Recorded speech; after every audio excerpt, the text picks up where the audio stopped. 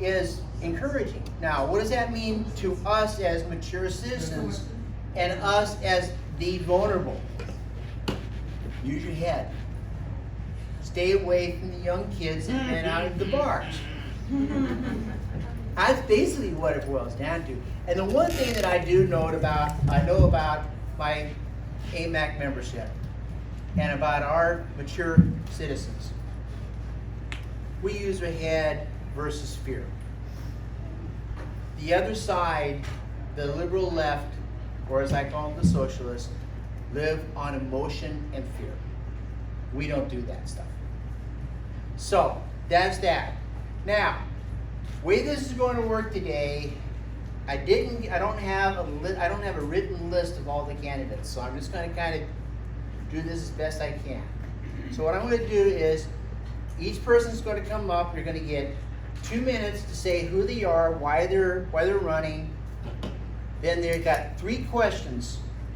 The first question is, are you for or against Propositions 1 and 2? What those is the jungle election and the repeal of, basically it's the repeal of SB 21, which is the oil and gas tax. So and that's pretty much a yes or no. If you want to expound on that, kind of keep it like 30 seconds or something like that, a minute.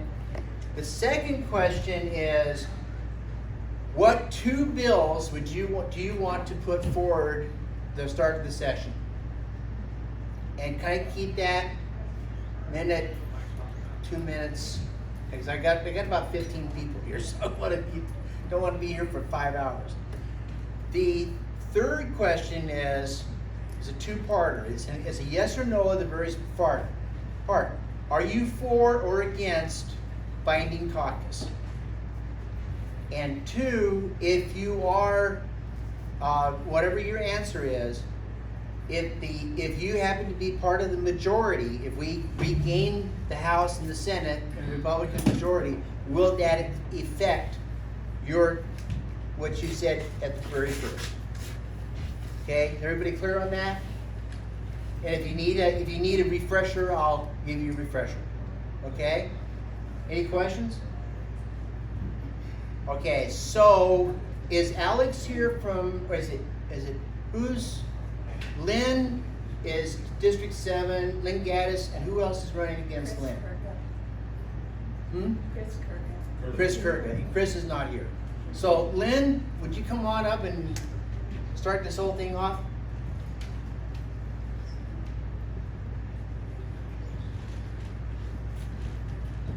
And if you don't want to sit really close, there is an overflow room over the other side if you feel comfortable. So we can't see you over there. So we cannot. We see a flag and it's great, but we can't see you. Oh, and okay. Folks over there. So I need to be in front of here. So something needs to happen. Yeah. So where should I be? We're right in front of the So the I camera. should be where you're standing. Yes, right. Okay. There you go. Okay. I'm a little bit short. Okay. My name is Lynn Gattis, and I'm running for the Greater Wasilla area. So folks that are here in Wasilla, I'm running to represent you. I've been out of the legislature for the last 4 years, and so I have some experience on what goes on down there. But boy, the last 4 years I've watched a little, heard some, and it's been an interesting world. There a part of me is like, thank goodness I have not been there. But that being said, I'm a lifelong Alaskan. I'm 63 and a half years old, you know. I've been talking to folks around the Wasilla area, and it's an open seat. So Representative Sullivan Leonard has stepped down, and I'm stepping up to try to represent people that I've lived here the last 30 and a half years. So that being said, I forgot the first question. The first question, are you for or against Propositions 1 and 2? So Prop 1 is the oil tax. Yeah. Correct, it is. And I was in the legislature when we passed SB 21, which was a way of looking at ACEs differently and a way of looking at how we tax businesses. I have businesses. And I'm here to tell you, you don't keep pulling out the rug from a business and expect them to stay in business. Tell us what the rules are so we can follow down that trail and figure out what we can do to make a profit. Yeah, because that's what businesses do to stay in business. So this Prop 1, I would say an absolute no. I would hope you all would vote absolute no. But here's what I would say, that it's important as we as Alaskans always continually look and make sure we've hit that sweet spot. And I think as legislators, as it goes through that process and it opens up, people can watch, people can expound on it, I think that's the way good policy is done. Not through this vote yay or nay, and there's a lot of people that just don't, myself as well, don't understand where they're going. I think it really needs to be exposed. So I would ask that people say no. So. And then the jungle election. So the jungle primary is what we're really talking about versus the jungle election. Yeah, Sorry. jungle primary. And so you know, I'm a Republican, and I looked at when I was by the way, when I turned 18 was the first time you could vote, and that was a big thing. We stood in lines to vote. That was a big thing, and I determined who I was from a political standpoint based on what the political party said. And the political party of a Republican says that we're for smaller government, we're very pro-life, we are for personal independence, and all the things that I personally believe in. To me, it was a no-brainer. So I want, when we go through the process, which we're doing right now, determining which candidate best represents you, I want it done in my political primary, my Republican primary. So the jungle primary puts us all together, and who knows what happens. So I like the fact that the political affiliation that I'm with, whether it be, in this case it's Republicans, but whatever church I'm with too, you know, I want to represent what church, and I get to choose that. So I don't think we get to choose in a jungle primary. So that was a long, no, I'm not for the jungle primary. Two bills. Two bills.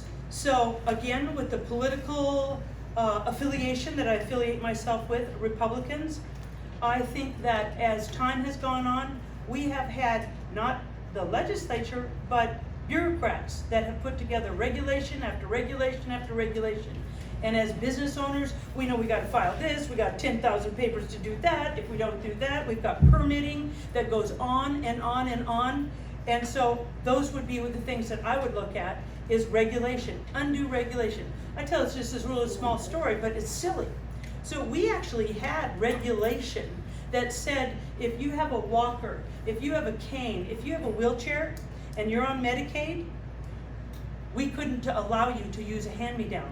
Even though many of us in this room have older siblings, or we're the oldest, I'm the oldest, that we handed down our stuff. We're not opposed to handing down things. I actually had to run a bill to allow the state of Alaska to allow used products like that to be passed on. So those are the things that regulations get in our way. But I think more importantly, rather than two bills, here's one of the reasons you go to Juneau. You stop bad bills. You go in there and you stop bad things from happening, and I think that's far, far more important than having two bills. So I could go on and on about many small bills, but I think that people of Wasilla, they want us to stop bad things from happening, whether we're going to take away your guns or whatever we're going to do. I think that was a timer, so. I don't know what it is. Even, so then, binding caucus. I'm a no on the binding caucus. I have been in the majority in a binding caucus. And I did not think it was a problem because I got to vote any way I wanted. I do think the binding caucus in some scenarios, maybe in the Senate right now, they're looking at some poor leadership. But I will also tell you, there's nothing wrong with taking a re-look at something and saying, you know what, there are better ways to do it. And so I'm okay with, let's not have a binding caucus, let's look at a better way. There's many legislators that are running that say no on the binding caucus. Oh, that's another thing I can do. I can count to 21. It takes 21, it takes 21 to pass something. And I already can tell that there are 21 people that don't want to join a binding caucus. Let's get together and put our values together, and let's join on our values and where we're going. So I'm a no on the binding caucus. And then, so if we have a Republican majority, would that change your? I don't think it would, because it's these Republicans that I'm talking about that I can count to 21. They're saying no. They're saying, let's look at it a different way. I have no problem. That's what we should be doing, is listening. And I'm listening to people on the street. They're saying, hey, we don't like this. Find another way, find a better way. And that's what we should be doing. So no on a majority. Thank you. Is that it? That's it. Okay, so I'm hoping on August 18th, or using your absentee ballots, that you'll vote for Lynn Gattis. And you can find me at Gattis, Alaska. And I try to remember how I did that. So Gattis came before Alaska became a state. That's how I remember. So go Gattis, Alaska. And certainly I've got my phone number. I always take calls. I've got calls from last night that after this meeting I'll return again. So I always return my calls, and looking forward to meeting you guys along the trail. Thanks. Okay, for this, Mike, yes, yes, sir. I would like to pass the jar around. We are a nonprofit. I will pass the jar around. If you can possibly put a few shekels in here, we would appreciate it. Thank you. Okay,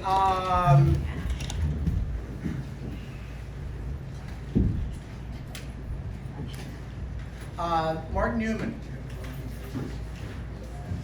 District D.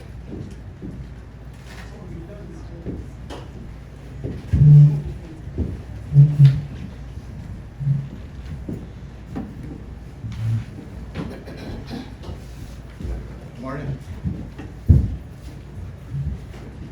So, Prop no, or Prop 1 no? No, Prop 1. In fact, a little history on that.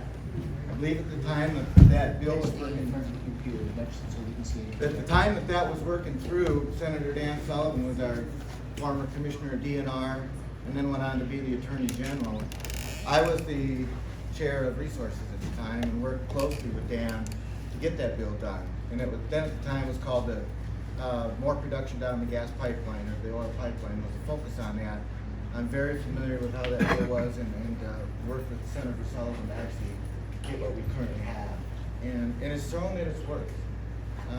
You know, Alaska can hold its own on that front, and obviously being a person who's a big part of that, I support. Two bills. Former representative, Senator. The primary election. Jungle The primary. general primary. Oh, the general primary election? You know, I think primary election opponents should be, like, I'm a Republican, I just can't have Republicans choosing me. You know, we see a lot in politics too, Mike, as you have, and people get out there and just start saying whatever they want, and trying to twist that, you know, and I think people who understand and know the concepts of what we're talking about just makes for good process. I can't hear you. Speak louder, Okay. please. Speak up. You know, he said about as far as the primaries, and I would just as soon have Republicans electing Republicans. Okay. And then two bills. Two bills. Former Representative Stoltz, Senator Stoltz, had an elected Attorney General bill. We filed that again this last year, and I'll probably will file that again. It didn't have a chance with the people we had there last year, but if we can get some Republicans there and with Dunleavy there, I think there's a good chance. There's a reason why 43 states already have an elected Attorney General. The Attorney General should be the voice of the people, not this attorney for the governor. They should be our attorney. And I think that that's a very worthy bill, and it deserves a lot of discussion. Secondly, another bill that I had filed this year that I'll file again was a bill that would look at the different costs of gravel and how they had worked towards economic and resource development. Mike, when we get down to Juneau, the discussion that's happened for the last 6 years is arguments of over the permanent fund dividend or taxes that take more money out of our economy. What's missing out of that discussion is what we promised Congress when we became the state and turn our resources into jobs. And when private industry is developing them resources, we get that royalty share. And if we have a good corporate tax structure, they pay corporate taxes. Where is that discussion? And so that's what I've been focusing on. And so a bill that would do that I feel talking to some of the experts, could lower projects such as the Ambler project, Alaska to Alberta Railroad, multiple projects in Southeast, hydroelectric projects, by upwards of 25%. And it would also clearly identify in law that ADA and the Alaska Railroad are state agencies, although alleged legal tells me that that's not needed, because the courts would already find that they're state agencies. But as a proactive or pre-active bill, I think that we should do that, just for more development projects and the easeability and lowering risk for industry.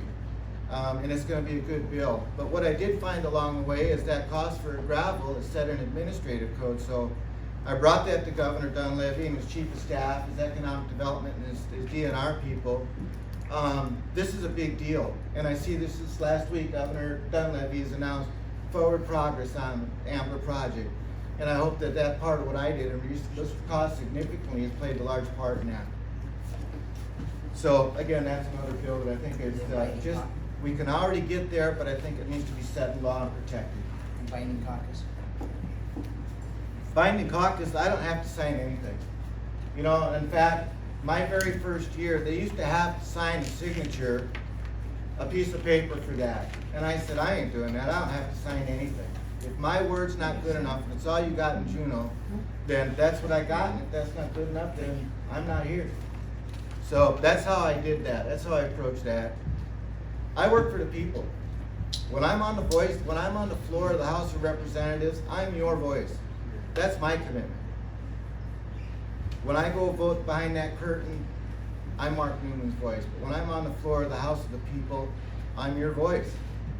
I'll do what you ask me to do. Again, my word is my word. That's what I've got. And I've learned a lot of respect, I believe, in Juneau because I've been able to keep my word and be honest and forthright with people. How's that, Mike? That sounds good. And who are we? I first arrived in Big Lake in 1981, and I got to Alaska as a young man, and I fell in love with it because I'm really into the outdoors. I enjoy that, and it was in my backyard. I've raised my family here. We went to the public schools for a few years. I volunteered regularly. But I was concerned about what our kids were learning in the schools. So we homeschooled for the rest of their career, and they both went on to be very successful young adults, and I'm so proud of them. But again, my goal, and so understanding the growth in our communities and facilities just like this and our seniors as far as that's concerned. The senior center that's in Houston, Willow, and Talkeetna are because Charlie Huggins at Meadow Lakes, Charlie Huggins and I worked together with Mike and others in those communities to get those senior centers there, to get the starting initial money that they needed, the grant money, to get started. So I'm very proud of that, and it's helped our seniors greatly. But I was telling Mike about one of the things that, again, is economic development. And so I've been working with the former manager of the Point McKenzie Correctional Farm. For those who aren't aware of it, they grow absolutely millions of pounds of food out there. 2.4 million pounds just in potatoes. And so what they're short of is a way to process that. And so I worked with Diane Kaplan from the Rasmussen Foundation and Elizabeth Ripley from Manson Health Foundation, invited them out there. They were very impressed with what that is, and they're willing to work to get up to $1 million to $1.5 million to put a facility out there, private money, not state money, to put a facility out there operated by corrections, people in prison, to teach them a job that would be processing all the produce that we could grow here in Alaska. And anything that's required in our general fund to buy food could be covered. Our pioneer homes, our schools, our senior centers, 6,000 prisoners 3 times a day, yet because a piece of cabbage has a scar on it, it gets thrown away. I want to earn your vote. That's why I'm here. I'm telling you what I've done, and I use my experience to do. I'm very forthright. I'm more than willing to look at any of you in the eye and tell you exactly why I do what I do. That's my only commitment to you. I have a voting record that's very strong on Second Amendment rights. It was my bill that made it so that you have a right to use deadly force anywhere you have a right to be in Alaska. Very proud of that bill. You can carry any pocket knife that you want in Alaska. Bills that have actually made it so that you get your rights back. That's my goal. Economic development, resource development has been my goal. I was just talking back and forth, texting with Senator Sullivan yesterday, in fact, to meet with him and his staff to review notes and go over what we can do to work together at the federal level. So, again, I wanted to be here to tell you what I've done, and that I think I did work to deserve your vote. You hear lots of folks come in and say, this is what I'm gonna do. Well, we found out how that works.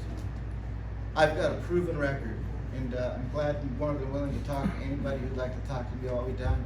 We've got superstars like Sharon Jackson in the legislature. My friend Delana Jansen, I helped work with both of these legislators. Kathy Tilton has worked with me. They're good legislators. They're doing a great job. They're superstars where they're at, and I'd ask for your support for them also. Thank you. Mr. McCabe? David Wilson. As Mr. McCabe's coming up, just also for those that are viewing this on Politidic, please share, and more share. As he was telling me earlier, you can get to like 4,000 people viewing this thing, so that's all good. Okay, Mr. McCabe. Go And ahead. it will be uploaded after the event. There is no internet inside of the building, so I am currently recording this and I will be uploading it as soon as I get back to the shop. Okay. Morning, everybody. I watched a video this morning from Sarah Huckabee Sanders that sort of inspired me to say, there were 5 words that inspired me. She was talking about the Holocaust, but in this case, they apply to Alaska. Those words were, why didn't someone do something, right? So good Alaskans have stood by for years while our elected leaders spent our savings and our children's inheritance. $17 billion in the last 6 years are gone from our reserves and from our savings. Why didn't somebody do something? 4 years ago, they passed SB 26, Governor Walker signed it, and that changed the PFD from a transfer to an appropriation, which put it squarely in the legislators' hands and the governor's hands. That sleight of hand cost you and I thousands of dollars. Why didn't somebody do something? Since 1959, since we have become a state, legislators and bureaucrats have worked to shut down our resources or control our resources. It takes 10 years of permitting right now and following regulations to get a major project done. Why didn't somebody do something? Binding caucus. We've had a binding caucus since the inception of the legislature. Not every year, but most years. A binding caucus is a construct of a failed leadership. Weak leaders need a binding caucus to control the legislature. And it puts control of the legislature in a few hands. So my name is Kevin McCabe. I'm a conservative Republican, pro-life. I believe in life at conception. Pro-PFD. I believe the PFD belongs to the people and only the people can vote on how to use it. I believe in limited government. I'm running for House District 8 because I believe someone must do something. Point McKenzie, KGB Road has been a political football for far too long. Budget, affordable, sustainable, predictable, where did that go? Governor Dunleavy ran on that, everybody agreed with it, nobody's done anything about it. I've been part of the problem because I was not part of the solution. That changes now. The people need a voice, and I'm asking for your vote on August 18th in the primary, because together we can do better. No. What would the other do? All right. Binding caucus, absolutely not. I will never, there is zero chance I would ever sell my vote, your vote essentially, before I saw what was in the bill. And then 2 bills that you elected. 2 bills. First bill would be to repeal SB 26 because there is no way to put in a constitutional spending cap unless you get SB 26 out of the way. Otherwise, the PFD fits below the spending cap. And no matter how much you want the PFD As the budget increases towards the cap, the PFD shrinks. Okay, and the second bill, if you get one. Second bill, repealing SB 26 and anything to do with repealing the binding caucus. So vote Kevin McCabe on Facebook, kevinjmccabe.com, and I would appreciate, I'm a District 8, Big Lake, Meadow Lakes, KGB out to Port Mac, and I would appreciate your vote.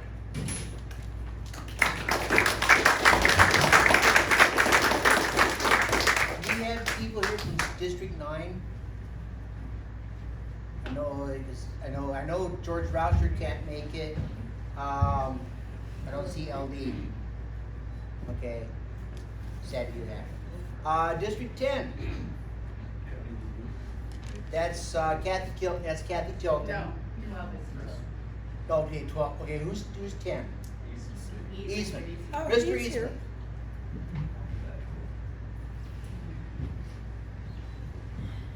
Eastman.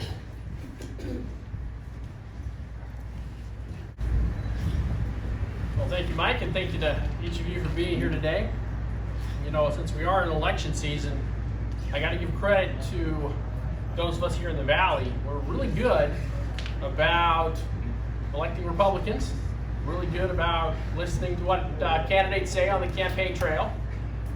We ask some good questions, and then when they go down to judo, we're really bad about following up on how they vote. We're really bad about asking questions like, where's their money coming from? Who's supporting them? And then, you know, when I was first elected, 2016, suddenly Gabrielle Adu and Paul Seaton, Louise Stutes put the Democrats in power. All Republicans. Support from the Republican Party. If you're a Republican, you know, you might have got caught up in supporting them, thinking that what they were doing was in your best interest. Well, it was in their best interest and in the interest of those who supported them. And then, of course, 2 years ago, the same thing happened again. And again, all the Republicans that I talked with were like, well, how did that happen? We thought we were electing Republicans. We thought that that they had our values in mind. You know, they said a lot of good things on the campaign trail. He needs to go back. He needs to go back or forward. He's told. Well, we can't see his head. Go back. Well, something the governor and I have in common. Sometimes we're a little taller than the microphone. So what do we do about this? Well, I tell you, I've watched politics for a few years, and I can tell you what's likely to happen here this next go around, because it's not really hard. You go into APOC, you look at who's getting money from some of the main unions, pretty good tell. Chuck Kopp, oh, well, this last time he turned and gave the Democrats power. Gabrielle Adu, no surprise there. My Democrat opponent, Patricia Fay-Brazell, no surprise there. All $1,000 max contributions from ASEA. Now that would be the State Employee Association, which I was never a member of, but I still had to pay dues to when I was working as a civilian on JBEAR. And that's the arrangement. Wanted nothing to do with them, but I still had to pay for them to give money to, in this case, my opponent. Works very well for certain political interests. But I also, want to say, in addition to Paul Seaton and a few others on here, there's also some Republicans that haven't switched over yet. They haven't had to. They won't have to until they need to. Just like with Lisa Murkowski, who was campaigning on voting to repeal Obamacare. If that's what you thought she was going to do, that wasn't what she was going to do. She was going to vote all day long to repeal Obamacare as long as Obama was the president. And he was going to veto it. She'd vote for it. Okay, you veto it. We're good. As soon as Trump becomes president, no, she can't vote for it anymore because now it matters. And we have Republicans getting support from Democrats. Gary Knopf comes to mind. A lot of folks out there waving signs for him from the Democrat Party. He's a Republican. He's their guy. Everybody knows he's their guy. But he hung out with us in the Republican minority for my first 2 years. Did mostly what he needed to. Didn't cross over. Didn't want to show where his true allegiances lie. But when it came time and he needed to, he was voting for himself for speaker with him and all the Democrats. That was pretty much it. So we can expect that to happen again if we don't change. So one of the things that we need to do is we need to stop just asking questions during campaign time. We need to look at how people vote, where the money comes from, where their true allegiances lie. And that's not a Republican-Democrat thing, just like with the binding caucus. It is not a Republican-Democrat thing. Yeah, the Democrats started it back in the first legislature after statehood. But Republicans have had control of the legislature since when? In the Senate case, since the 70s. In the House's case, since the 80s. How many years is that? That's a lot of years. And for that to continue right now, as long as it has, it's a testament to how young we are as a state, because we should have grown up by now and realized that you don't sell your votes before you know what they are in exchange for political positions of power and influence. We are better than that. Certainly, as a Republican, I'd say the Republican Party is better than that, and we need to start acting like it. So to quickly answer your questions, the two propositions are terrible. I don't know anybody that's giving money to them, mostly Democrats. Very bad for the 75% Republican in my district. Come from a very strong, conservative district.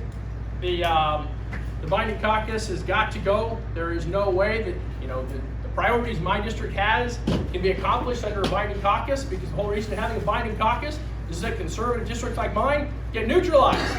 Before the first vote, we are neutralized by being pledged to bind our votes against the way our constituents want us to vote for. So that's a non-starter for me, has been since my first campaign, since before that even. Two bills real quick. Our future is at risk, and we are losing the ability to have free speech on our college campuses. We pay an awful lot of money to subsidize our campuses, and our students and our faculty are having trouble just being able to have free speech. So I have a bill in process that would address that. Hopefully we can build that and improve that and make sure that that's something that we protect, because our future is that important and we need to be addressing it. And we have not allowed the people to have a voice and a vote on the PFD. I'll put forward a bill that would allow the people to have a vote on the PFD. There's no solution that we can come up with, however mathematically precise and elegant, that will help Alaska if we do not bring the people on board with us and have their support. We need that. We need to give them a vote to say yes or no, and then go with where they want to go. That's the part of being a representative form of government. So that's what I've got. Love to chat with any of you afterwards. Thank you very much.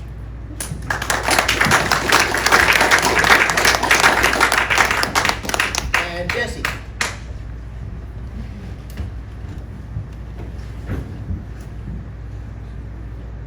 Oh, before Jesse gets it, is anybody here that's running against Gary Kopp here? I had the gentleman that was going to run against Kopp. He was coming. How about? That's Hmm? That's McCabe, but no. No, I'm talking. There's a gentleman that's running against Gary Kopp. Knopp. Knopp. Yeah. Not Knopp. The other one. The other Chuck Knopp. Yeah, there you go. Chuck Knopp. McCabe is running against him. McCabe's not here. McCabe. McCabe. Okay. And then I also invited the person who was running against Bonnienhoff. That's me. That's you. Okay. We'll do that on the Senate. That's Senate seat what? L. And then who was the third? There was the third one I was doing. Oh, Giesel. The person who was running against Giesel, is that person here? Roger. Okay, go for it. All right. Jesse Sumner, running for House District 10 in the Republican primary. I'm a lifelong resident of the Mat-Su, a home builder out here. And really short reasons I'm running. We are pursuing a loser strategy right now. We have a Republican governor from the Valley in office for 2 more years. We can allow the Democrats to stay in charge. The governor can veto out of the budget. The governor cannot veto in a PFD. The governor cannot veto in road spending for the Mat-Su. So when we let the Democrats run the budget, decide what's going to be appropriated, and then the governor tries to cut things, well, they're not going to allow there to be a dividend. They're not going to allow us to do things like fixed KGB. they're gonna hold these things, these few spending items that we need over our heads to extort and prevent the 16 votes that need to hold solid to prevent a veto override.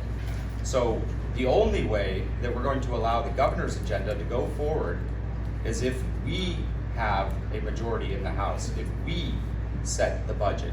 Now, you might have a few things in that budget that we don't really want, but the truth of the matter is you can either have a Republican agenda under the governor, or you can have the Democrats run the show. And that's the road we've been on, that's the road we're gonna continue on.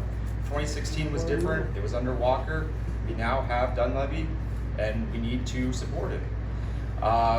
Real quick about the two propositions, no and no, they're pretty terrible. Yeah, I think jungle primaries, we're gonna have a hard time ever getting Republicans in office if that passes. And the oil tax is just gonna run, the oil industry out of the state. What was the two bills? Right. So two bills. Actually, I would rather support bills that I've already heard.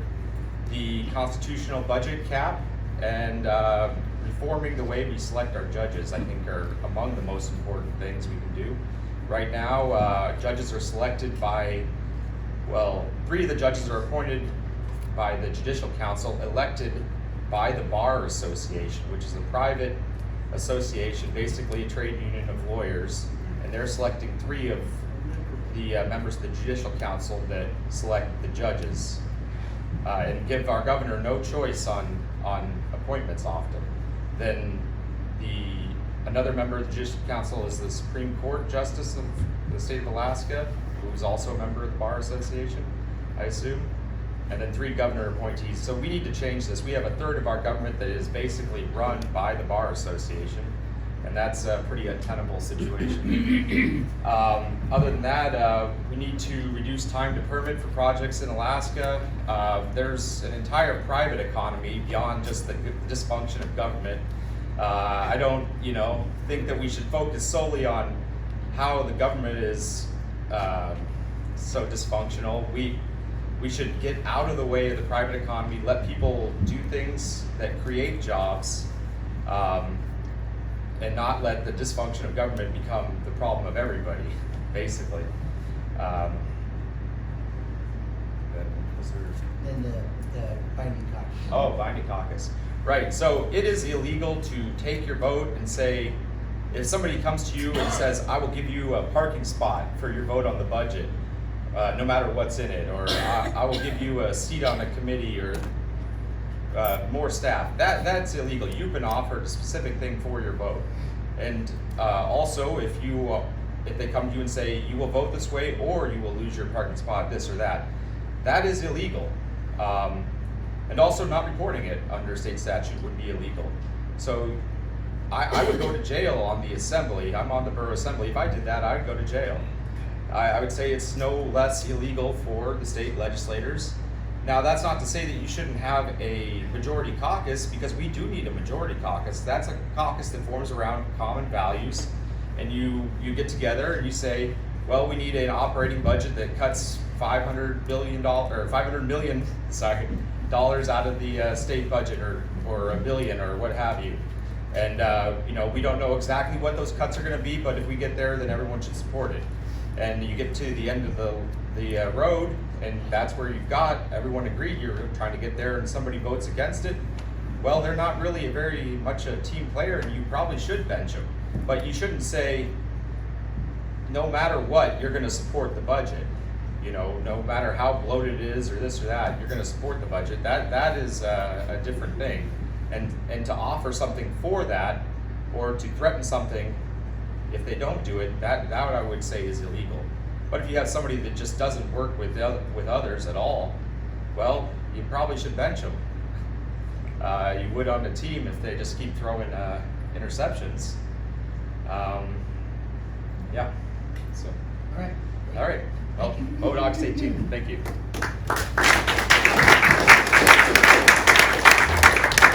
So that's District 10?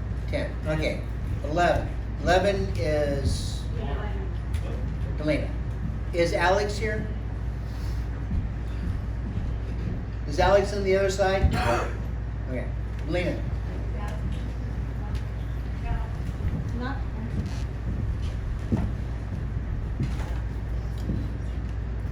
Well, thank you, Mike, and hello to everybody. Sometimes I think everybody knows me because I've been around for so long.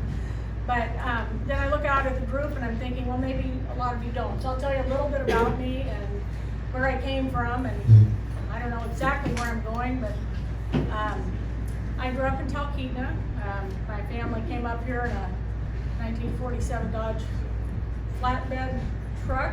Well, it had a box on the back with 8 kids, and we kind of carved this spot out of the woods up in Talkeetna. We were probably dirt poor by most standards, but we really didn't know that. When I look back on it, I think, well, we did pretty well, and I grew up with pretty typical Alaskan bush lifestyle in that way.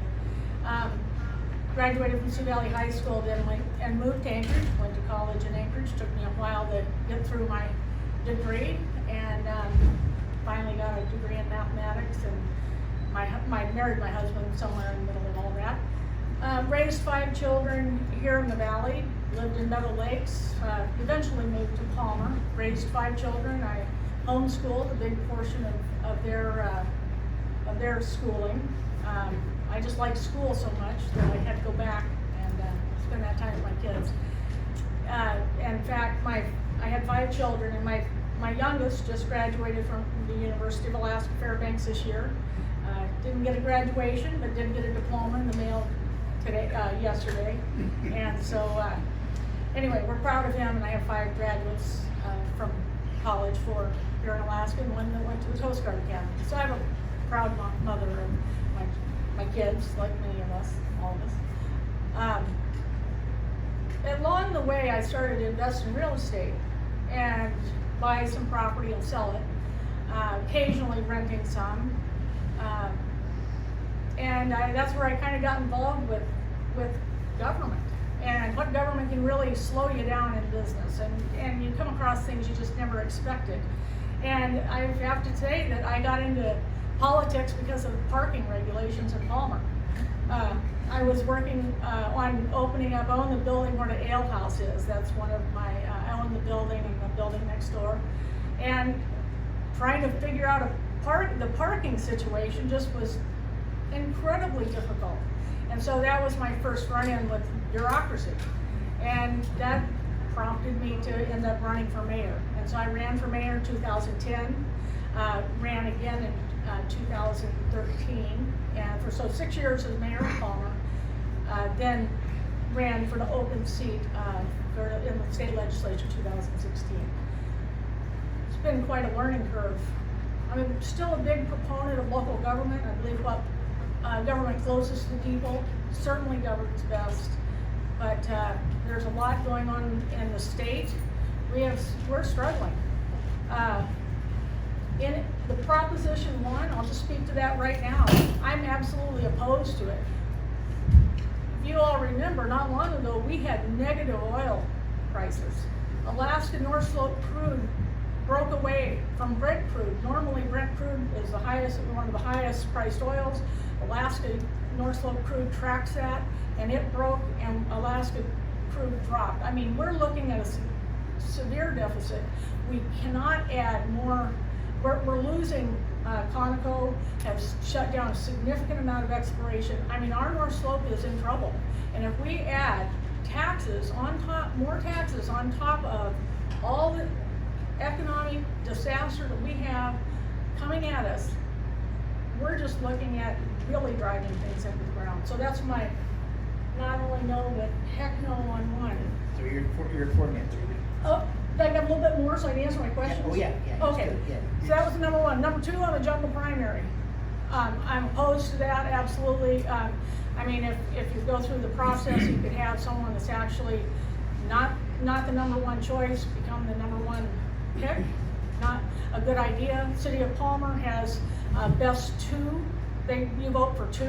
So I've researched elections a little bit, and when it comes to predicting outcomes, when you start talking about jungle primaries and you talk about different types of voting, If you want people to be able to actually kind of massage elections, that's when you want to start getting into little different flavors of things. So I'm a no on the jungle primary. The bills. So I'm going to tell you, first of all, I'm going to tell you one here, and it's a joke, so you can, it's kind of a joke. Well, I'll tell you I got a light one and I got a couple heavier ones. So I'll start with my heavier one. I'm a business owner, and we're under an emergency declaration in the state of Alaska. We have mayors, and I mean, obviously I have a heart for the local government, but we have mayors declaring a disaster. We have our governor declaring a disaster. And as we open up, so this will be, it's a, what I would call a liability protection for employers in a dedicated declared disaster and public emergency act. Because and that will be if people are in business and they're making a good faith effort to follow the rules and to keep people safe and but there's conflicting, overlapping governmental declarations. Maybe the governor has one and the mayor has one, that they cannot be sued and taken, that they will not have that liability and be sued for it. And I say that because I tried to go to our insurance company and get additional liability and coverage on the off chance that we had some kind of outbreak in our business, no matter whether we're testing weekly and whether we're taking people's temperature. But we have a huge number of businesses out there that are open for lawsuits right now with no liability insurance available, and it's a government instituted problem, and that's the number one bill I would have. Number two, I had one I filed last year, very similar, not as but it's about cybersecurity. We have nothing in state law that says the governor can declare a disaster based on cyber attacks, so that I think is a real loophole. I think nationally and on state level, we need to recognize that we're being bombarded daily with cyber attacks, and that is we're very vulnerable. Matsuburg has had a significant problem faced because of that in the past. They're still recovering from it. And then lastly, I have one little bill, it's about that long, from a few people in Palmer, asked me to file, and this is where it's a little lighter and you guys can laugh, is to make the cabbage the state vegetable. So that one I had more complaints. I had more complaints from the Democrats on that one than almost anything else. It was like, well, wait a minute, we want the sea kill to be, I don't know, it's become controversial. Binding caucus, I'm with my word is my bond. I am not going to give up my vote on something before I know what it's going to be. I've always been that way. That's the way I was raised. What you say is what you're supposed to stand by, and you stick to it. It's not writing things down. I mean, it doesn't mean you don't negotiate, but I am not going to sign my name on a pledge saying I will do this before I know what we're actually going to be voting on. So that cover everything. Thank you for your indulgence. Okay, Mr. Kurka just came in for 7, so come on up. You weren't here when we started doing this at the district number 1. So 2 minutes, who you are, and then are you for or against Props 1 and 2, and then 2 bills that you want to put forward. And then Remind me of Prop 2. There's the Prop 1 is the oil tax. Oil tax, and the other one's the jungle primary. Oh, good grief. Yeah. Yeah. Hi, my name is Christopher Kurka. I'm a 3rd generation Alaskan. Thank you for having me here. I apologize for being late. Really bad scheduling snafu. Anyways, 3rd generation Alaskan. Lived here in Alaska all my life, and got a beautiful wife. We'll be back here later with 4 beautiful sons, 6 and under. I'm running because we have a problem in our state. We're spending on children's future, and we're spending more per capita than any other state, and it's totally unsustainable. On Prop 1, I'm totally against it. Trying to choke out our remaining oil industry is insanity. And Prop 2, well, I support the idea of getting rid of the plurality win system. It's bad for Alaska. It's disenfranchising voters. Prop 2 it's a Democrat conspiracy, what it is, to wrest power from us, from the constituents. So, you have a clock on the 2 minutes? Okay. So, 2 bills I want to introduce. That'll depend on if somebody else gets to the binding caucus before I do. I've already committed to sponsoring a bill to abolish the binding caucus. It's been a huge problem in our state. It's been a systemic problem for a long time before Senator Shower brought this issue up. It's been blocking us from holding our legislators accountable. There's always the excuse that, well, to make this commitment, and it's been driving our budget up every year. We doubled our budget in about the last 15 years, and totally unsustainable. So number 2, I'd like to see our capital move. You know, we I've been told to say we need to move the capital back to Alaska. Not to diss out the issue, a lot of great people there, but we shouldn't have to drive through a foreign country for 15 hours, get on a boat for another 4.5 hours, just to go visit our state capital and talk to our legislators. It's a little bit ridiculous. So those are 2 bills I'm going to be sponsoring, and I would love to get your feedback on that and others. I'm strongly pro-life. Spent a lot of work in the pro-life movement. Very conservative, and this has been the home for like I said, 3 generations, and raising the 4th right now. So thank you again to Christopher Kurka, ChristopherKurka.com. Love your vote for State House District 7.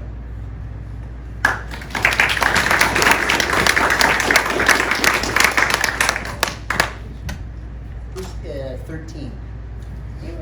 Sharon. Is anybody running against Sharon here? No. First, okay. Come on, Sharon. And if you would, make sure that you do say who you are, because I know I had one person in the back of the room wanting to know who the speaker was. So. Good morning, everyone. It's nice to be here. My name is Sharon Jackson. I'm House Representative for Eagle River, Chudiak, and J-Bear. And as you all know, I ran for Lieutenant Governor, not State House. However, I'm proud to be the appointed House Representative. The reason why I am running is because when you go to Juneau and you think you know who people are, you think you know what they stand for, and deal with the disappointment and the shock, because it is shocking. Like, it's one thing looking at it from outside in, but when you're sitting in there, it's heartbreaking. So I'm running to prevent any other imposter to come in and take over the people's voices in Eagle River. We are a conservative district, and they deserve someone that is authentic, that cares about them, and that cares about the sustainability of our state. So yes, I am running to protect the people, not only of Eagle River. When we're in Juneau, we represent all of you. So for your questions, Prop 1, absolutely not. Absolutely. I came to Alaska by way of Army, military.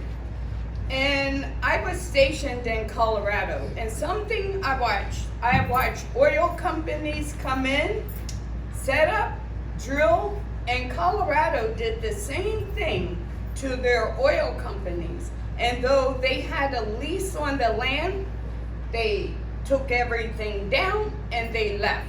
So we need to stop taking our oil companies for granted. Just saying. Jungle elections. I'm sick of a jungle legislature, you know? So I'm definitely not for no jungle elections. 2 bills. First bill, expedite speedy trial. Speedy trial. When I found out that our overcrowded prison system is over 51% pre-trial, I'm like, wait, so we have another university here in the state and it's called crime, right? So you have an innocent, possibly innocent person spending time in jail with criminals. They have to learn to survive in there. So guess what? They're becoming criminals. So, and expediting a speedy trial is a constitutional right. So whatever in that system is knotting that up, we need to iron it out. And I look forward to working with our prisoners that they come out to become a productive citizen in our state. That means cleaning them up, making sure they're clean, drug testing, and actually there's some really good drug testing here in the state presenting to us, and I'm excited about it. Second bill, how about an 80-20 rule? 80-20 rule is for nonprofits, right? We have more nonprofits per capita in this state than anywhere. And that's a loophole. No, okay, so let me explain something to you. We have charities, and then we have nonprofits that their CEOs make 6 figures or more. So let's be, and technically 70% of the nonprofits do the right thing. But the point is 80% goes towards the deed that you are standing for. What that will do is take the pressure of the money the state is spending when we have all these nonprofits. If you're doing what you say, then the state can operate and use the budget and where we need to. 20% goes towards the administration running. I believe that's fair. I've had nonprofits that says that's fair. And we have great support to say that's fair. But we need to take care of our people. We don't need the government to do it. The government needs to take care of its own business. And God knows we have some business to take care of. Binding caucus, let me share something with you on a binding caucus. But I will say, my voice, my votes are never for sale. My people, my constituents, never for sale. And I have a nice little charm that is a compass that will remind me daily I will stand on the principle in which who I am, always. Being a freshman, I was in a caucus that was not a binding caucus. And I'm gonna say this, we need to reform how we work together. Because even in a non-binding caucus, people were kicked out. What? Because somebody don't like you? No, we're not there for friends. We're there for our people. We're there for you.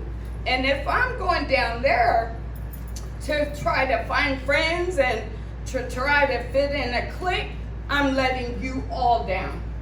So, no, we don't need a binding caucus. We need to do what we say we're going to do. And that's why I am Action Jackson. The action is what I'm here for. And so you can contact me, Jackson4, F-O-R, Alaska, at gmail.com, jackson4house.com. It's an honor and a privilege to serve. There's nothing luxurious about it. Let me just get that out of the way. It's hard work. It is a sacrifice, but the people, I believe in we the people, and I'm not giving up on that, and I will go back to stand for you. Thank you.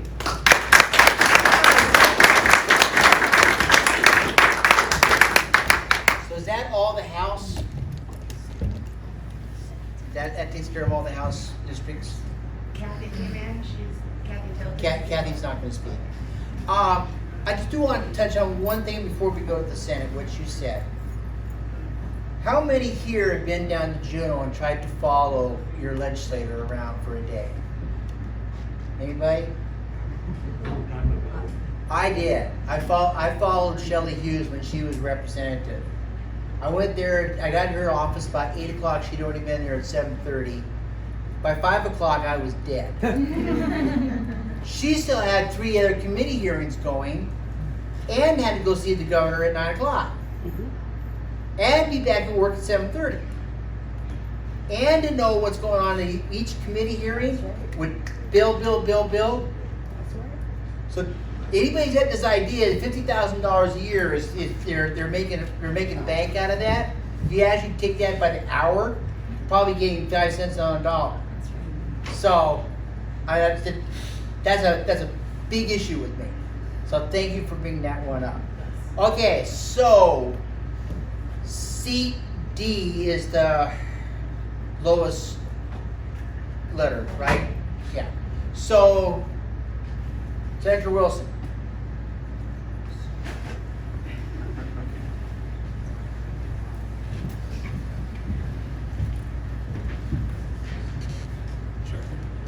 Hello everyone, my name is David Wilson. I'm running for Senate Seat D. I'm currently the senator and coming in that seat right now. It spans from the greater Wasilla area, city of Wasilla, Meadow Lakes, Big Lake, out to Connect, Fairview area. It's a pretty large area. We'll start off with answering the questions first. We'll make sure we have enough time to get through that. No one won. More information on that. I urge everyone to look at the One Alaska website to get more information on why that's such a bad proposition in bill. It's done from folks that are out of state. People said that oil companies were not going to pick up and move. I tell you what, we lost 3 companies already. So obviously our tax structure is not that great if we're losing folks. If it was really great, people would be coming in and be drilling and investing in Alaska. But right now, we're not seeing that investment, so we need to look at other ways to help this industry and also help the secondary and tertiary industries that also support the oil companies. No on Proposition 2. It's just a bad way to run elections. You know, it gives a second chance person 2 or 3 times the opportunity to be the victor of an outcome. Folks vote once, that's majority rules. I mean, that's just the way the elections have worked in our country for 200 plus years. Binding caucus, I've no on the binding caucus. I was a co-sponsor on Senate Bill 187 and SGR, the constitutional amendment to end the binding caucus. That was SGR 17. I was also one of the first people in Alaska to actually recommend a change to the binding caucus, and we got that change. Unfortunately, it was not upheld by our leadership. They changed the rules. 7 of us voted against it, but they had help with the other folks in the legislature. So it was a 13-7 vote to restructure the committee on committee. I was on the losing side of that argument to uphold our change that we made to the binding caucus. The 2 bills that I would work on when I first get in there, I actually have about 3. Reintroduce this to repeal the certificate of need that limits entry of new healthcare facilities to come to Alaska. They go through this rigorous process to be established, and in the state of Alaska, 1 person makes that decision. It can be appealed to 1 other person, but it's only a 2-person closed process, and it helps create this monopoly we have of our current healthcare system. And so that would be my bill. I introduced that my first year. It was Senate Bill 1 this year, and we're going to continue to fight for it next year. The other one that I've gotten probably the most phone calls on this year is our judicial system. We need more accountability within our judicial system. I don't know how that will look yet. I'm still working on folks within the administration and some other of my colleagues working on crafting a bill to try to bring more accountability to our judicial system. The other one is we're working with the Department of Ed, the commissioner now, and working with some other legislators in other states to try to change our funding of our education. We look at the two areas of our cost drivers in our state, our education and healthcare. Next year, folks aren't telling you guys, the whole picture. We start next year, best case scenario, at an $800 million deficit. We need folks down in Juneau that can help drive that cost down and to fix the cost drivers. It's not just about cutting the budget and cutting. We have to retool what we're doing, what we're constitutionally mandated to do. Education is one of those things that we're constitutionally mandated to spend. And we saw this year with the coronavirus, we can teach differently. And so that's been proven now. And so now we need to take what we've learned from this crisis and implement it into moving forward so we can retool the way we're teaching our young folks and provide a lower cost but higher quality of education. That's what I'm trying to do. Trying to lower the cost of education, lower the cost of healthcare by trying to maintain access and quality stays high. And I have a proven record of doing that. We've passed a bill to increase the access of mental health services and behavioral health services in Alaska. They're still going through the regulatory process. But to retool, it does cost money to retool. It's going to cost the state about $3 million, but our actuaries have said it's going to save the state about $52 million in the long run. That's what we're trying to do. We're trying to find ways to retool our government to save costs, but to add the additional benefits of lowering those costs and trying to find more efficient ways to provide these services, our constitutionally mandated services to Alaska. When Bill Walker introduced the Medicaid expansion, he unfortunately made those optional services mandatory. And so now it takes federal approval to deregulate those optional services. It's something that a lot of folks don't understand, don't know, and the governor tried to cut some of those optional services, and we've learned the hard way, it takes an act of God to try to cut those services. So his administration is still working on that. I'm working with their administration on trying to find ways to lower those Medicaid costs and to help folks, encourage them to get back on the path of being productive citizens. Again, I just ask folks to reach out, look at the candidate, talk to the candidates. Don't just listen to hear what you hear on Facebook, because some of those folks have alternate agendas. Everyone, unfortunately, do your own homework. Validate what people are saying. I'm always available to take phone calls from folks. I try to respond to people as quickly as possible. It is the interim. I'm trying to get as best as I can to get things done and try to answer folks and be responsive to folks. The Legislative Information Office is not fully staffed, but we check our messages on a daily basis. I check my emails daily. I'm working on trying to be responsive to folks on just constituent needs, but also for folks who just want to know more about their candidates. Reach out to your candidates and ask them those questions. What do you plan to do? How do you plan to help fix right size our government? And validate. I have a history and record out there. It's on the akleg.gov website. Talk to me and ask me, and I'll tell you why I voted for that. It's not just what you see, as Rep. Jackson stated earlier. It's, that was my biggest surprise of going to Juneau. It's not the way you think it runs.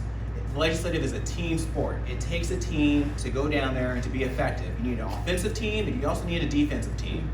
No one person can do the whole project. There's workhorses and there's show horses. Some folks like to get up on the floor a lot and just take these wonderful speeches. But you know what? No one cares about a speech. Speeches are not effective on the floor. It's how you vote on the floor. And so that's how I try to say things. If you want to hear a speech and hear the justification of why I voted a certain way, please. And it's not just the final vote. Look at the amendments that also are made to try to change a piece of legislation to make it better. Because eventually, sometimes the votes are there to make it pass. All you're trying to do is just trying to lessen the harm that piece of legislation is doing. And so look at the votes, look at the whole picture. And we're in a world of hurt this upcoming election, the 32 legislative cycle. We need folks that are down there that can make a difference, that are experienced, that have the way and hopefully the team approach to build these relationships with folks, and that we need to gather that support to try to have a better outcome for our state and the future of our state. And with that, I'm available for questions. I'll stay a little bit afterwards too. I have some information. My website is davidforsenate.com, David Wilson for Senate.com. DavidWilsonforSenate.com is my website. Feel free to email me at davidwilsonforsenate.com, and we can have a conversation, and we can be out there to help build a relationship. And you should know all your politicians, from their favorite color to their favorite beverage to their what they like to do on their off times, and just understand what they would like to do. I don't want to die a politician. I do believe in term limits, I don't want to be there forever. I want to be there so I can do my job, what I feel is efficient and effectively as possible. My background is in healthcare administration. That's why I chose the chair of HES. People think it was a punishment. That's something that I chose because that's my background. I'm knowledgeable in that experience, and that's why I asked for. And I just, like I said, I just want to try to do my job to the best of my abilities. It is a sacrifice. It's not something that's fun and glamorous that people think it is. It is a lot of hard work and a lot of dedication, and I hopefully, through my experience, I'm involved in the community, try to get as much as I can done. I love to serve folks. I love to serve the state of Alaska, and that's what I'm continuing. I still have that passion and desire to do so, and with that, I hope I can earn your trust and vote for Alaska State Senate D, vote August 18th. Did I cover all the questions? Thank you. All right, thank you.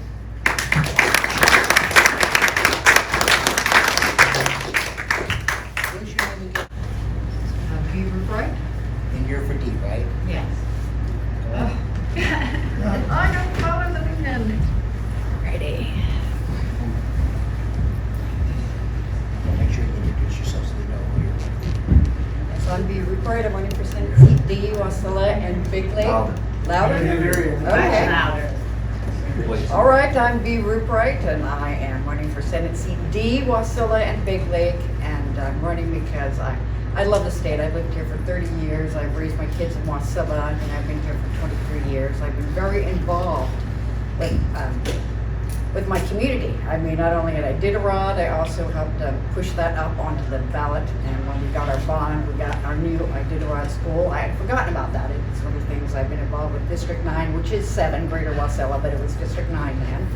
Okay, I did the CPG, I did the City of Wasilla, several committees that I was on there, Parks and Rec, which I chaired, and then I also was chair at several other political committees. So I have put the work in. This is all in the conservative, and I have been a Republican for all my life, except for a few years there. We went over to the Alaska Independence Party. So I did that for a little bit, but other than that, I'm right here, which is also conservative. I mean, I'm here because I'm running for this position because frankly, I'm just angry, I'm disgusted, I'm heartbroken at the situation we're in, and we need to change this. That actually, it was ongoing, and it actually started with ACEs, so obviously the answer to question number 1 is no, because the ballot Prop 1 is another form of ACEs. So we've got the fluctuating oil prices, and then we had, of course, this fluctuating income coming in, and how are you going to budget for that? It's really hard, and basically we all know that when all that money came in, it's gone. It's gone, it's out the door. We do not have access to that money and those types of money. So that was very bad for business. It's completely horrible for business. And then we got rid of that, and that was great when Sean Burnell was governor, and we put in the 21, and of course, Prop 1 is going to reverse that again. And that's building another false bottom. It's going to lead us right back to where we are here. Everything, in fact, that we're trying to do this session, I want to put right off here, as far as that goes, needs to be like in the Constitution. So I'm putting in that I support, a budget cap. I mean, this is for operation spending. We have to do that, and it has to be, it's going to be hard to get in the Constitution, but we can do it through statute. But if there's a way to actually put in the Constitution, that would be the best. Everything that has brought us here needs to be addressed in this next legislation session. I mean, and changed, hopefully, in the Constitution, so that it never happens again. So that's where I want to go when I get down there. So the 2 bills, of course, for that would be of course, for somehow getting the budget cap into the Constitution, and there's different ways of doing that. Possibly that might pass constitutional muster. And I want to support that governor when we get down there. And it has been said before, okay, he is our Valley governor. We've got a great Valley delegation, and we need to, get down there and make the permanent changes that are going to help us to avoid this ever happening again.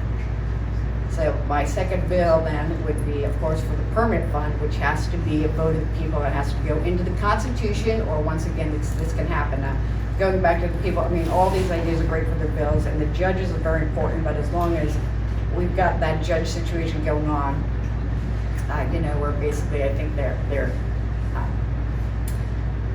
judicially they're getting appointed on the Democrat side, or socialist thinking judges. until that happens, we can't be trusting on our statutes. Statutes are just not enough for certain things and definitely not for the permanent fund dividend. So we have to get that into the Constitution, get a vote of people.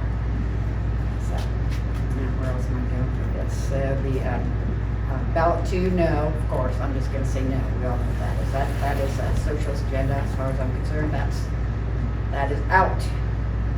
And, let's see, the other question, binding caucus, that also has to be in the Constitution, not statute, okay? Everything that has led us here, once again, really has to be in conscience stones that we don't see this again. So binding caucus, obviously I'm not for that. And even if we get down there and we have all Republicans, which I know we're going to do it, we can, at the very least, we can, in Rules Committee, we can get rid of the caucus that way.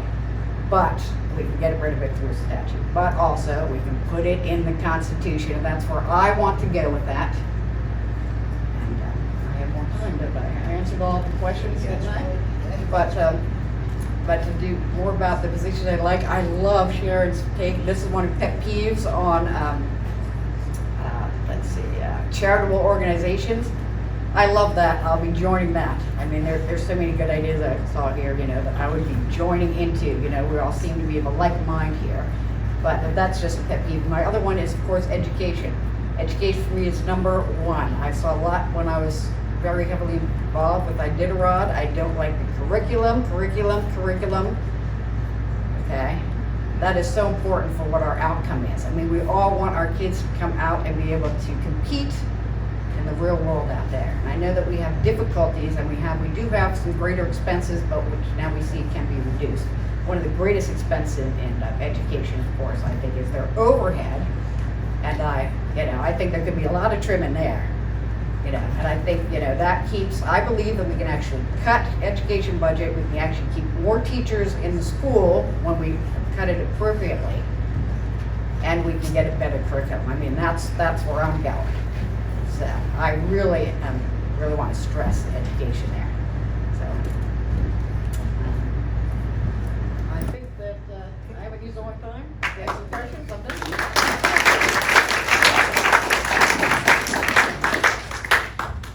Santa. Ouch. That's me. That's his name. That's what he said his name is. I remember. Thank you. I'm Lloyd Thurman. People refer to me as Santa. I can't imagine why, but that's truly my nickname that's there. And it's going to be on. You can stand in front of me. In front of here's where I need to stand. Back up a little bit. Hope you don't get hung on this. Back up a little bit. Because the camera needs to be next to the chair right there. Is that about here? Or a little bit more. There you go. Yeah, see now you're. Oh, over here on this side, okay. The screen's basically blank in the middle.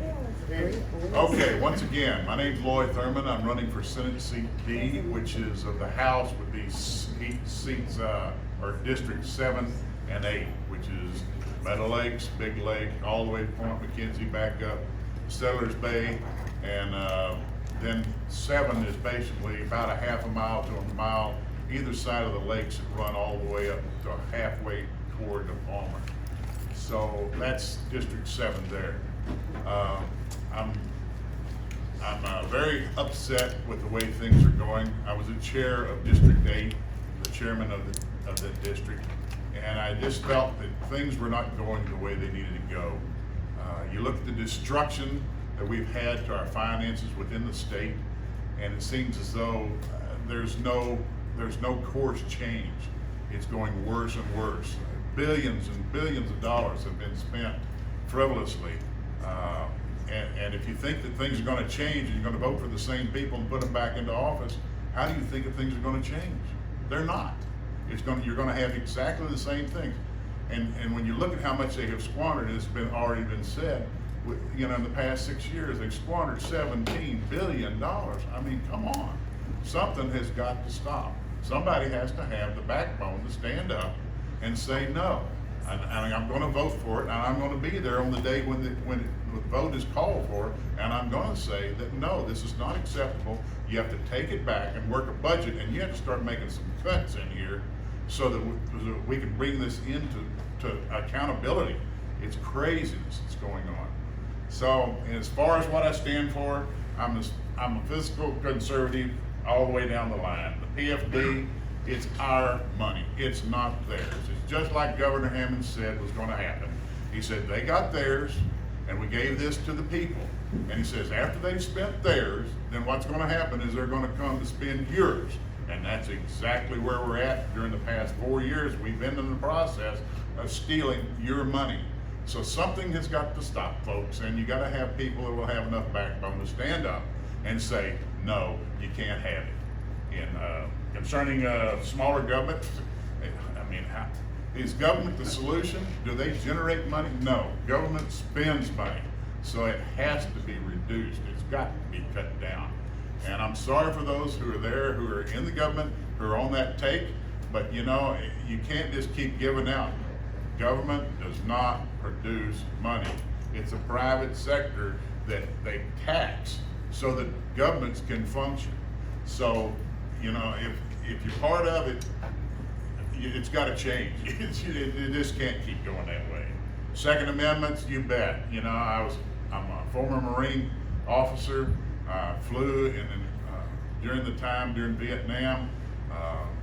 I was also an advanced jet flight instructor in the Navy Training Command, and produced a couple of the finest ones to ever go through. So, you know, being a Marine, you know good and well, I'm for the Second Amendment. It's the only portion. Government is not the solution. Government is the problem, and they're always trying to take control. And unless the people, unless you stand up and get involved, then you can expect that they're going to take everything away from you. That's just the way it works. Been in the Republican Party, you know, I've lived in Alaska for 30 plus years. The binding caucus, that's absolute insanity. You know, that basically your vote doesn't mean anything at all. I mean, come on, that's what's really happening whenever they're joining a binding caucus. It means your vote means nothing because you have to vote where a small group of people determine how they want to vote, and whatever they're being bribed with or whatever benefits that they're going to derive, that it means your vote means nothing and everybody has to vote the way that you go. That's insanity. Gosh, I don't know. The two bills or whatever they had there, the first one about the oil company. My father was an independent oil producer. You can't keep bleeding the cow here. I mean, it just doesn't work that way. As has already been said, the oil companies have already left. Some of them have left, excuse me. But there's a lot of oil all across this world, and to go to the extremities and the problems that they have to on the North Slope to do drilling and everything else, they don't have to stay here. And it's the #1 revenue source for Alaska. You kill that golden goose and you're cooked yourself, is what you have done. So this is nuts. Number 2 was the jungle deal. These are all planned things from the socialists that they're sending up here with a portion of trying to get this stuff. You know, they're like a boa constrictor. A boa constrictor doesn't kill you just by the fact of squeezing you to death. What a boa constrictor does is it squeezes and squeezes, but it doesn't let you take air back in. And so it basically suffocates you because you can't breathe. And that's what these socialists do. They keep putting their stuff out, keep putting it out, keep putting it out, keep running through ridiculous legislation, and then one day they bribe enough people, and sooner or later they get their crap through and passed.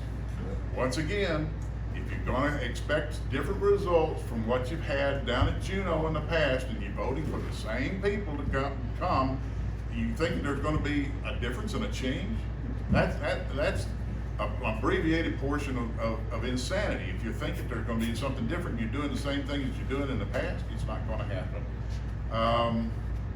Bills, good grief, where do you start with that? To begin with, being a junior person going down for the Senate down there, you're not going to be the horse that's going to be hauling the mail. It's just not going to be the way it is. But what I would back was good. There's so many different ones that you could back that would help our country. You know, there's the judges that was brought up. The people should be voting for at least 3 of those people. Maybe the governor could have the other 3, but those should be the people and not the bar. which BAR really stands for British Accredited Registry, and it had its allegiance to the Queen. And that's what the BAR really means. It gets very complicated, and it's not a pretty picture. When you have that controlling it, and it's not under the control of the legislature and the Senate, you got a problem, because when you have your judicial, and by the way, just for information, the judicial was never meant to be the final decision in anything. The judicial was meant to be able to give their opinion of the legislation that the House and the Senate approved. They make the laws, not the judicial. They just give their opinion is what they do. Thank you. Thank you.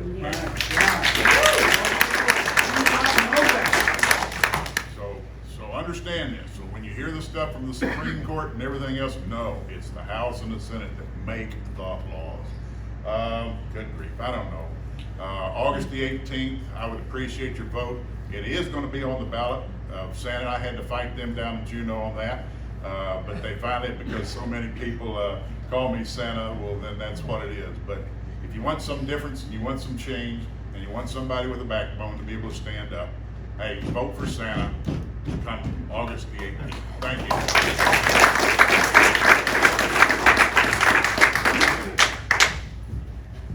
The definition of socialism I heard the other day, I thought was so great. You work, I eat. Let that sink in. So, do we have anybody who eat? Oh no, Steve. Steve, you're D. That's right. Come on. Oh, yeah.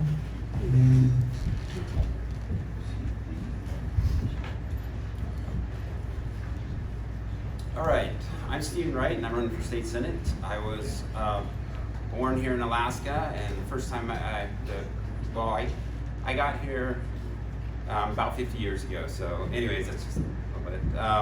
But I think it's important that we look at several things. First off, on my sign I say I have restore our full PFD and then restore Alaska.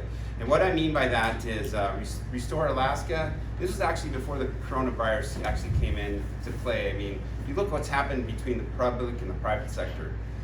What's really going on? The socialists on the left, they like to look at things as half, like they took half of your dividend. Well, also, for example, they look at half ideas.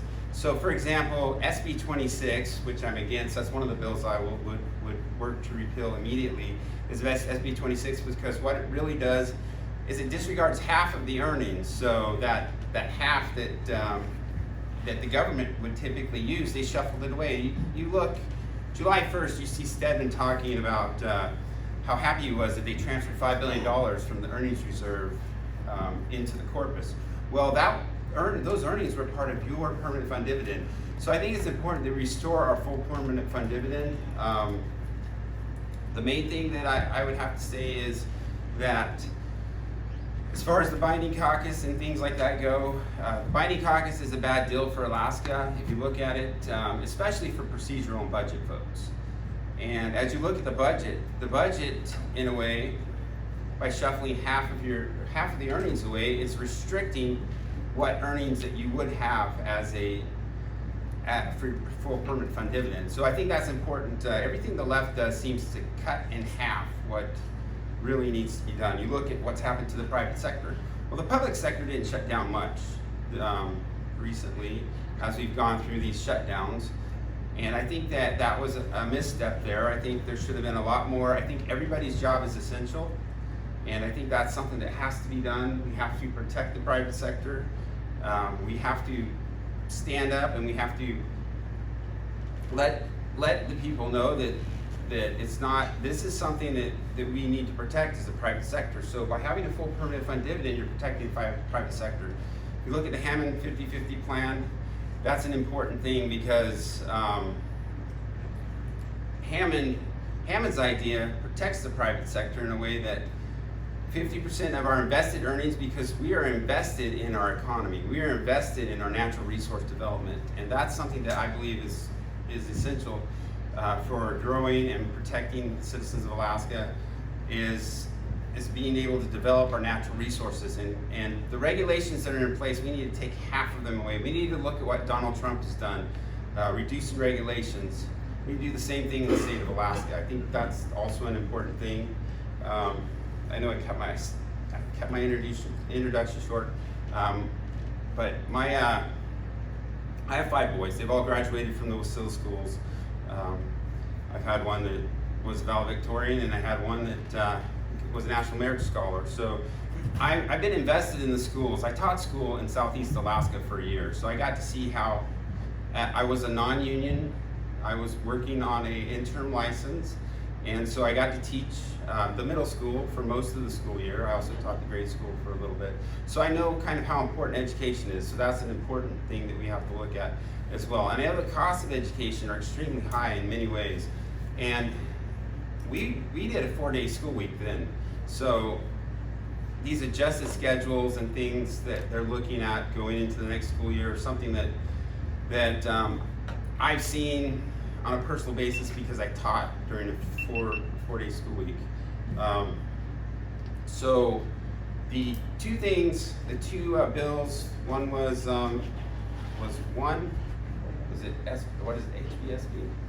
SGR. No, for the oil. Oil tax. Prop 1. Yeah, I am against Prop 1 because it restricts the growth of the private sector. And I think that's an important thing to look at, is how the private sector is able to grow. And the other bill was it? Jungle primary. Okay, jungle primary. Yeah, I think that's a bad bill. You can even look at what's happening in Anchorage with how the Democrats want everything to be mail-in. And mail-in, we know, is the most fraudulent, just like Medicaid. Medicaid has high fraudulent activity, and it's something that has to be looked at closely. Since we expanded Medicaid, that's been a huge problem, is how much it's cost the state. Over $1 billion. There goes your PFD. I think that's an important thing that we have to look at. We have to look at a person's voting record, of course. The key to looking at the voting record is, okay, yeah, there's a binding caucus. The binding caucus is not a good thing, by the way. It totally affects how one votes. Okay, there's a pregame, there's a postgame. Well, if you know the postgame score, and you're basically, it's a quid pro quo system, essentially, when you go in and you look at how that affects people's voting and what they do. Because, yeah, you can vote on a bill, and guess what? That bill is now going to go into committee, and it could be changed. So what you voted for is going to be changed, and that's a problem. And so I'm definitely against the binding caucus. And one of the bills that I would be most in support of putting forward is SB 26, is repealing it. Because you repeal SB 26, you're actually helping the people of Alaska and the private sector by ensuring that there's a full permanent fund dividend. You're not disregarding half the earnings at any point in time. You're actually paying the people to invest, and we need to invest in the private sector. So that's an important thing. If you invest in the private sector, invest in the natural resources, you're going to grow jobs. And that's one of the biggest things that we need right now, is we need to strengthen the private sector. So the other bill that I would put forward is, there's a whole bunch of good ones. I would support most of the good ones. I would support changing the way we have our judges and how that's put forth.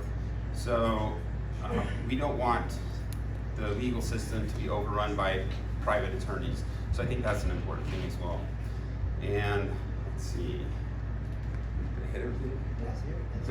Okay, and I'll just follow up for a minute on, okay, well, anyways, so those are the two things. Restore the private sector, just as on my sign, we want to restore Alaska, restore the private sector, then full PFDs. I think that's one of the critical things, going back to Hammond 50-50 plan. Thank you.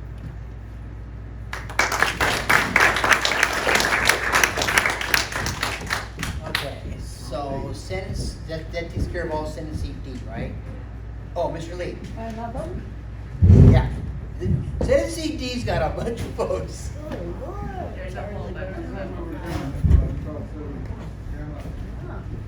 go a little bit fast. Okay. I need you. There you go. There you go. Good afternoon, everybody. My name is Huhnkie Lee, and I'm running for Alaska State Senate. And I'm timing myself. And thank you for your time, and thank you for this opportunity. And I was born in Ithaca, New York, and grew up for 20 years, 18 years in South Korea. Then came back to America 23 years ago, and I majored in computer science in Wisconsin. And after that, I worked as a computer programmer. And after that, I joined the U.S. Army. And after that, I got my GI Bill, and I went to law school in Michigan. And then I was watching Alaska TV shows. I was fascinated by that. That's why I came to Alaska 5 years ago. Now, and I'm a lawyer now. I do personal injuries, but I'm running for Alaska State Senate. So that's 1 minute. Second minute, why am I running? I want to save the world. One day I want to run for U.S. president. All right? I'm going to be 100% honest with you. And yeah, and also I want to learn from Alaskans. Alaska does not need to be saved. It's already saved. Look what's going on down at Lower 48. It's burning. There's no freedom of speech in Lower 48. Only in Alaska we have that. Alaska is already saved. If you join me, we together will save the world, because we are shining example. We are the role models of the world, especially Lower 48. Okay? Alaska is already saved. I want to learn from Alaskans. Okay? And so what do I stand for in my campaign? Innovation, ingenuity, creativity. That's what Alaska. We are self-sufficient. We are very ingenious, very creative individuals. Okay? So I want to do things differently. I want to think outside the box. Okay? So, okay, that's my second minute. Okay, 1 minute for oil tax. Oil tax, no. Money and power belongs to the people, not government. And yeah, that's that. And jungle primary, no. Why? Because, so, Democratic Party, the way they do primary is this. Anybody, they can be Republicans, Independents, Democrats, yeah, they can come vote for Democratic Party's primary. That's fine, it's up to them, it's up to Democratic Party. But in Republican Party, the way we do it here is you have to be registered Republicans or you have to be independent, but no Democrats. So it's up to the party, it has to be up to the party, okay? So mandatory, no, jungle primary, no. And so I guess that's my second minute. So, yeah, and okay, I'm timing so. I get you time. Yeah, two bills. First bill, I want to make prisoners mandatory labor. Why? They are accused of committing crimes, or they are criminals. We cannot work for them. They have to work in prison and pay for their own food and their shelter. We cannot work for them. Why? Because we work for ourselves. Prison cannot run on taxpayers' money. Okay? Now, second bill.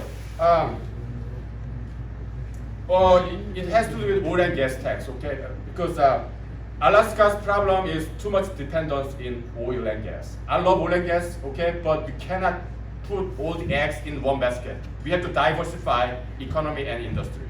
All right? So my second bill will be I want to legalize farming of Alaskan wild animals and plants. Okay? So that, for example, if we farm bears, we can sell gallbladder, fur, and bear meat. We can make bear jerky out of that. Do you know how many people in the world would want to eat bear jerky from Alaska? We make huge money, okay? So, yeah, so that's that. And I'm sorry, one second. So, yeah, Alaskan plants. You know what? You know what I do? I put Alaskan edible plants. I put in the vodka. Okay, it tastes amazing. Okay, so and Alaskan berries, I also put them in the vodka too. Amazing, amazing taste and full of antioxidants, anti-cancer, wonderful, healthy food. Okay, and we can export that because we can do okay. All right, now. My next 2 minutes. Just 1 minute. Yeah, 2 minutes. Okay, so binding caucus, of course, no, right? Yeah. So, but just hypothetically, if I win election, if I become legislator, okay, what if they don't give me money to hire a secretary and they don't give me any chair of some committee? No problem. Yeah, I'm not going to waste my time with that. Because legislation is only one of many possible solutions to solve problems. There are other ways. For example, spruce tree beetles. You know what? There's no legislation necessary.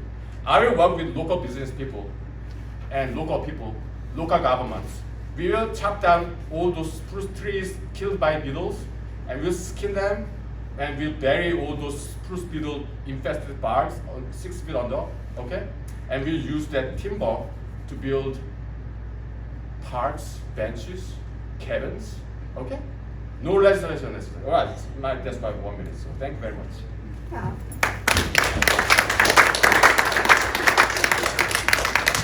Okay, that takes care of everybody from CD. Are we all done? Go ahead. Yeah. So that takes care of everybody's CD. Okay, so do we have anybody? I'm not really familiar with the C, so E, F, G, H, I, J, K, L. Okay.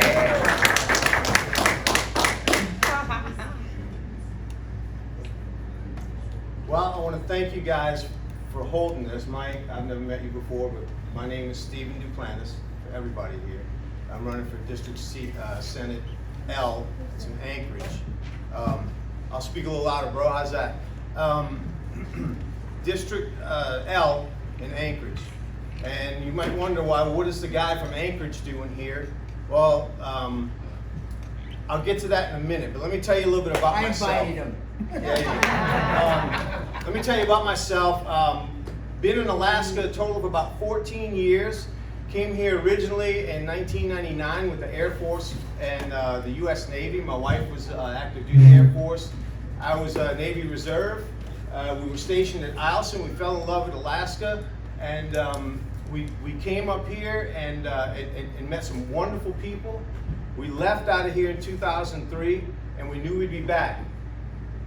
I went to Bible school, graduated, and then in 2011, I believe it was, we sold everything, and God called us back up here to Alaska, and we rolled into North Pole and May 20th, and we haven't looked back. And from there, we went from North Pole, we wound up in Anchorage here. So how did I get to Anchorage? Well, we worked in missions work. We worked in the villages. Pastored a church. If you don't know that by now, I'm a missionary, or was a missionary, ordained minister. Had a pastorate in Nenana for 2 years, and then we moved to Anchorage. And when we moved to Anchorage back in 2015, now it's only been 5 years since we've been in Anchorage, and I've watched that city decline. Okay, it's dropped. So, and 2 years ago, I decided to put my name in for the state representative, which is we mentioned him earlier, because I saw what was coming.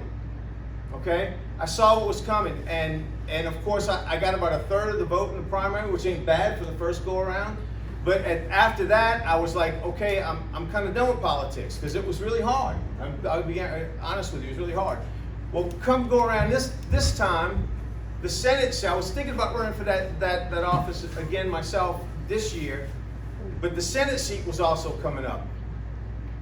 And I looked into the Senate seat, and I realized that the person that's been there is is a co-chair of the Senate Finance Committee, who also sits on the board of one of the biggest foundations in Alaska. That's right. Okay, and to me that's a conflict of interest. And then being in the military, how can somebody, and I watched this person systematically say that your PFD, you don't know how to spend it, that the state knows how to spend it better.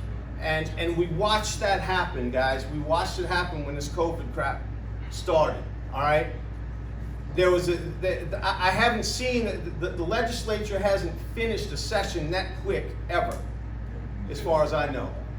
But if they can do it during an emergency, they can do it every year, okay? Because all this bantering going back and forth. So what made me step up is that there was nobody stepping up to run up against her.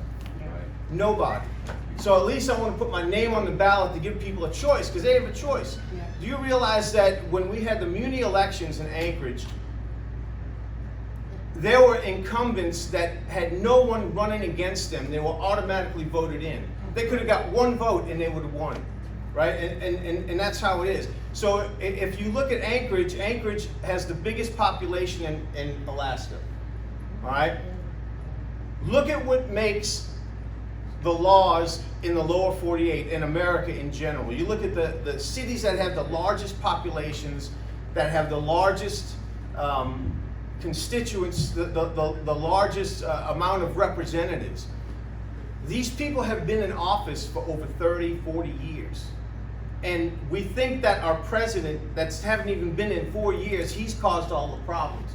This has been a buildup, guys. This has been a buildup, and we see the same thing happening here in Alaska on a smaller scale. We're watching Anchorage become Diet Seattle as we speak. And I can guarantee you, because I live there, I've talked about even wanting to live. I want to live out here with you guys. I know that's right. All right, because I have connections here. I work here in the valley. I'm the cook, intern pastor at a Bible camp out in Big Lake. All right, my son right here, Nick, he's the associate pastor over here at the Summit Worship Center, right across the street from y'all. So I have connections out here. I spend my money out here when we're out here. And I love it out here. But you have to realize that these people have been entrenched into the system and they're changing it. And if you keep voting, if you keep doing the same thing over and over, you're going to get the same results. How many times have you heard that? How many times? And that's why I stepped up. That's why I'm running. And I'm not a politician. I speak my mind, and I'm not going to apologize for it, because I believe in my heart what I believe. And when I stand up for that, I'm not going to cower down to political correctness. I'm not going to cower down to any mantra that's out there. I'm not going to cower down to fear that a virus is going to kill me. I'm going to die one day, guys. I'm going to die one day. And whether it's going to be the virus or automobile accident, I have no idea. But I'm going to go out with a bang. I can guarantee you that. You sound like action. With that being said, I really don't want to repeat what other people have said about the questions, because I'm in line with everybody else here. As far as the two propositions, the word jungle, just what does that word conjure up in your mind when you say it? You know, how do you navigate through a jungle? You can't, unless you're Tarzan or somebody. You don't know how to do it. And then the other one, the oil tax, I believe the oil companies are already paying their share. You know, and then we need to restructure that, if anything. As far as the binding caucus, no. Whether it's Republican, Democrat, I don't care what it is. And let me throw this out there too. There's a reason why I almost didn't run as a Republican with this, right? Because I'm really fed up with the way that the Alaska Republican Party is going. Because the kind of people that we've been elected, that they've been backing. Thank God that they took their funding and their backing away from Chuck Cobb. All right? At least they're coming to clue on that. I wish they'd really look at the other ones and see. All right? And basically, the party needs an enema. We need to get it cleaned out, because we got to stand for that platform. That platform is what we stand on. Because what is a platform? You stand on the platform, don't you? You don't, you don't fall off the platform. You stand on it, so you lift it up. So with that being said, then we need to follow what's in that platform. If we don't, then get out the party. We don't want you. And don't be afraid to say it, really, you know. And Binding Caucus has said that. As far as adding bills, I think the most important thing that nobody's addressed right now is that we need to take a look at when and how we grant emergency powers. All right? Because we've gone, I think we're to a point where it's too far. We should have been open a long time ago, fully. All right? They had 8 states that did not close down. And they're doing fine. And look at the amount of people we have here in Alaska as far as social distancing and everything like that. There was absolutely no reason. And when we operate on fear, all right, fear, and me being a pastor, fear is not from God. Nope. All right, God gives us a spirit with a sound mind, discipline, all right, sober mind. Fear, I get out the way, fear, because I ain't gonna have nothing to do with it. All right, so that's where I stand on that.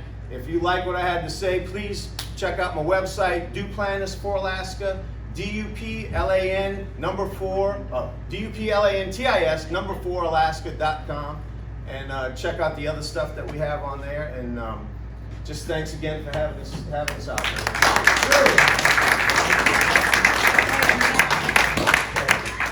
May I do a service announcement? Sure. Pretty, please. Okay, are we now? No, not yet. Service announcement, we need poll workers. And there is an ambassador program. Get our young people to work the polls. That's it. How old? 16. How old is that to be? 18. No, so the young people can be 16 years old, working under an adult. They get paid $12 an hour. Poll workers get paid $15 an hour. You know what? This is a great opportunity for us to bring our next generation in. So, what am I for? Absentee. Well, I'm just, let's get people working the polls. Intrigue and inspire our young people to come in and start training and learning our system. And go to alaska.gov and look under Lieutenant Governor Meyer. And all the information is there. If you have any other questions, I'll be happy to answer them. But I just really wanted to bring that up. Division of Elections. Division of Elections. Okay, so is there, did I miss any candidates? Where's our next meeting? Okay, our next meeting is August 8th. Don't really know if it's gonna be here or Palmer. I've gotta get hold of Palmer, this week and let them know that we had what, 31? Total 31? Seems that way, yeah. About 31 to 35. 30, yeah, somewhere. So we had a good turnout with this. Yes. So what I would like to do, I'm opening it up to the candidates to come back if you want on August 8th. I'll have some other questions. We'll kind of do the same thing, but it's gonna be different questions. So I think you guys did I commend you all for everything you guys are doing. This is a tough race. And we're in a world of hurts in this nation. And we're in a world of hurts in this country, in this state. And we've got socialists out there that call themselves Black Lives Matter, Antifa, anarchists that are trying to take this nation down. And frankly, and this is my personal opinion, we are in a civil war right now. Spiritual war. We are that close of a hot civil war. What are you driving? The only way we can step back from that brink, to step back from Fort Sumter, is we have to take back our legislatures. We have to take back our Congress. We have to make sure that we have a conservative House, we have a conservative Senate, and we have a President of the United States, Donald J. Trump. That said, AMAC Action is a 501c4. We cannot endorse a candidate. But we can collect money. Well, we can collect money and we can have things like this so you can come and see these candidates, listen to them, talk to them, ask questions, and get out and vote. And I think somebody said the other day, I don't remember who it was, they said, grab hold of 20 people and get them to vote. And then those 20 each get 10 people to get out to vote. And those 10 get 5 people to get out to vote. And we will win this nation back. We will win Alaska back. We will maintain our liberties and our freedoms for the rest, for our children, our grandchildren, our great-grandchildren, and for the next 244 years. Thank you. See you next year. Thank you.